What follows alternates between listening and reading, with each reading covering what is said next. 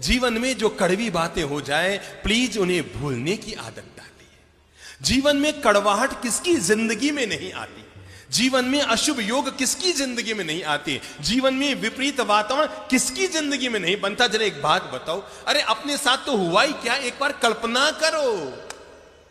सीता कौन थी बोलो तो? लक्ष्मी का अवतार। सीता कौन थी? रघुकुल की महारानी।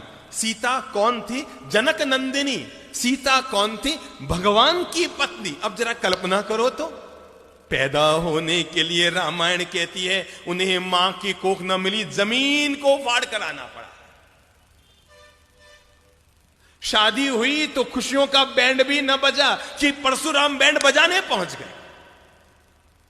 शादी करके अपने ससुराल 4 दिन सुख से न जी कि मंथरा और कैकेयी प्रकट हो गई।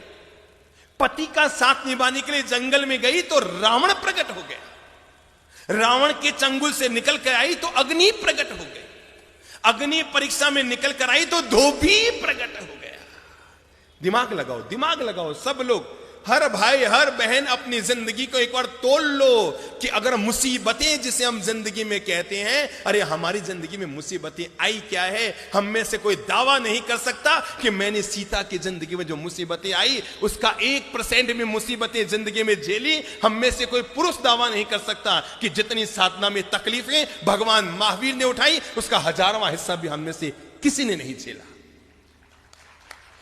किसी ने नहीं झेला। पर जरा देखो तो सही, मां की कोख नहीं, परशुराम आ गया, कैकेयी प्रकट हो गई, रावण प्रकट हो गया, अग्नि प्रकट हो गई, धोबी प्रकट हो गया। सीता को फिर वनवास जाना पड़ा। रघुकुल की महारानी को, भगवान की पत्नी को, लक्ष्मी के अवतार को अपनी संतानों को जन्म देने के लिए किसी ऋषि के आश्रम में जाकर शरण लेनी पड़ी। हमारी हालत उससे बोलो अच्छी? शाबाश, बहुत अच्छी। हम में से हर महिला के साथ ऐसा नहीं हुआ जैसा सीता के साथ हुआ। पर मैं आपको यह बताना चाहता हूं, इतना कुछ होने के बाद भी सीता के मन में शांति थी, चेहरे पर मुस्कान थी और अंतर मन में औरों के प्रति पवित्र भावना थी। मैंने इसलिए कहा, जीवन में बुरा वक्त तो कभी भी किसी के साथ जीवन में आ सकता है, लेकिन बुरा वक्त आने के बाद भी जब वक्त बीत गया, हो गया सो हो गया, जो बीत गई सो बात गई, तकदीर का शिकवा कौन करे, जो तीर कमा से निकल गया उस तीर का पीछा कौन करे। उसने आपकी जमीन दबा ली, नो प्रॉब्लम, जो मेरा है वो जाएगा नहीं और जो चला गया वो मेरा था ही नहीं। किस बात को लेकर मन में विषाद कर रहे हो और किस बात को लेकर मन में पीड़ा कर रहे हो। आपने 5 लाख किसी को दिए थे ये सोचकर कि बुढ़ापे में 5000 रुपया महीना आता रहेगा तो पति पत्नी दोनों सुख से रोटी खाते रहेंगे। मेरे भाई, नियत को बिगड़ते कोई वक्त नहीं लगता। बड़े बड़ों की नियत बिगड़ जाती है और सामने वाले ने आपके 5 लाख दबा लिए। चिंता मत करो, ऊपर वाले की व्यवस्था बड़ी गजब की होती है। वो 99 द्वार बंद करता है, तब भी जिंदगी में एक द्वार जरूर जरूर जरूर खुला रखता है। 99 बंद द्वारों को देखना, इसका नाम है विषाद, और खुले एक द्वार की तलाश करना, इसका नाम है जीवन का प्रसाद।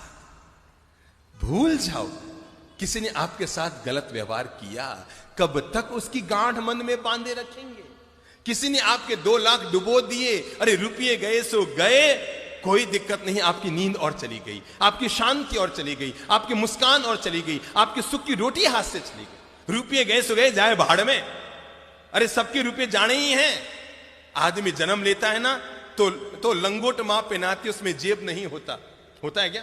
और आदमी मरता है ना तो घर वाले कफन उड़ाते हैं, कफन में जेब नहीं होता। पर आदमी कितना मूर्ख होता है, जन्मने पर लंगोट में जेब नहीं, मरने पर कफन में जेब नहीं, और जिंदगी भर जेब जेब जेब जेब भरने में ही लगा रह जाता है। सबको छोड़ना है, सबको जाना है, छूट गया सो छूट गया, चला गया सो चला गया। जीवन का मंत्र याद रखो, जो मेरा है वो जाएगा नहीं और जो चला गया वो मेरा